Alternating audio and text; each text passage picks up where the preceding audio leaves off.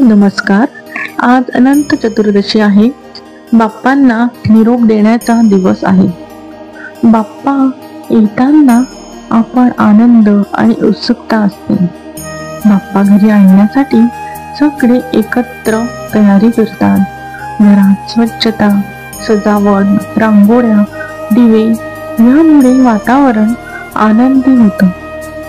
बाप्पांची पहिली झलक पाहिल्यावर म्हणजे मूर्ती घरी आणताना डोळ्यांची चमक येते ना, आहा, शहारे येतात अंगावर. बाप्पांच्या चेहऱ्याकडे पाहून मनात भक्तिभाव जागतो. घरभर सणाचा माहोल तयार झालेला असतो.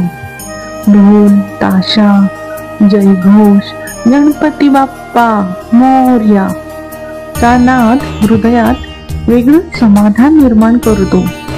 सर्व कुटुंब एकत्र येतात.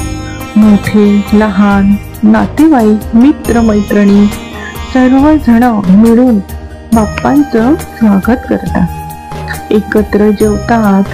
मंत्र, श्लोक, आरती, कीर्तन, गाणी, खेळ काय काय करतात.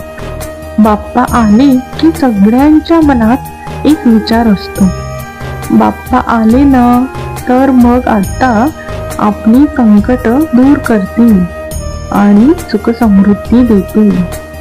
मग काय, काही दिवसातच बाप्पांचा जाण्याचा दिवस येतो.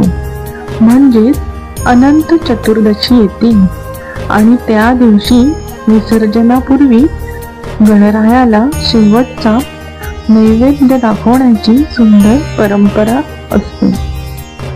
हा नैवेद्य म्हणजे पंचखाद्य. या पंचखाद्यात 5 वस्तू असतात. खवा, खडी साखर, खसखस, खारीक आणि खोबरं. हे 5 पदार्थ एकत्र करून तयार केलेले असतात. हा शुद्ध सात्विक नैवेद्य बाप्पांना अर्पण करायचा असतो किंवा केला जातो. प्रत्येक घटक समृद्धी, आरोग्य आणि समाधानाचं प्रतीक मानलं जातं. मोदक हे तर बाप्पांचा आवडतं नैवेद्य, पण पंचखाद्य देखील हा शेवटचा नैवेद्य दाखवून आपण बाप्पाला निरोप देतो. या पंचखाद्यात ज्या 5 वस्तू असतात ना, त्यांचं एक वेगळंच महत्व असतं. जसा खवा म्हणजे पवित्रता आणि मातृत्वाचं प्रतीक असते.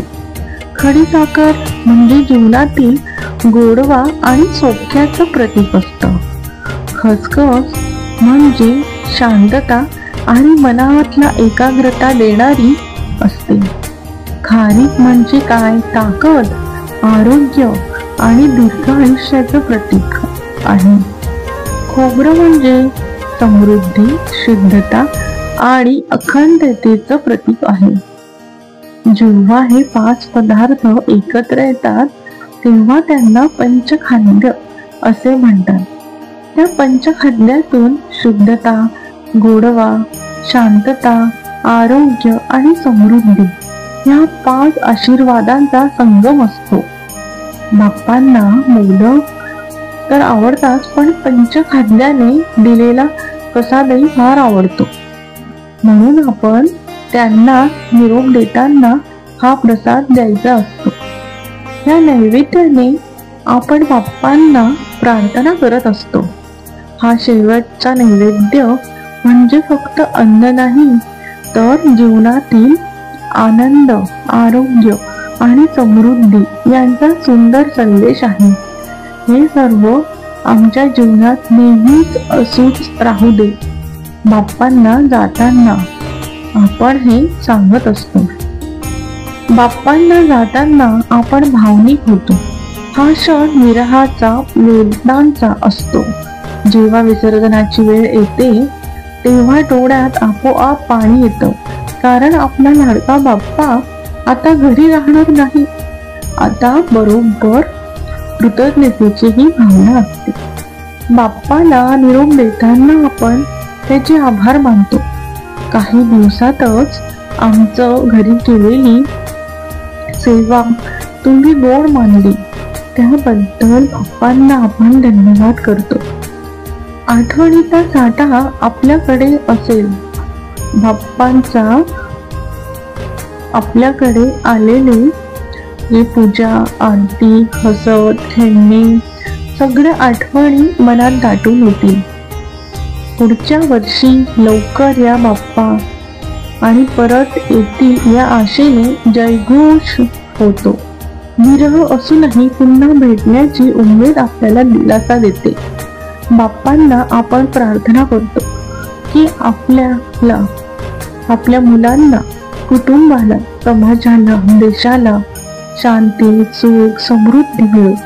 म्हणजेच बाप्पा येताना आनंदाचा ओलावा असतो, तर जाताना विरहाचा पण भक्तीने भरलेला ओलावा असतो. असंच बाप्पांना आपण निरोप देत असतो. गणपती बाप्पा मोरया, पुढच्या वर्षी लवकर या.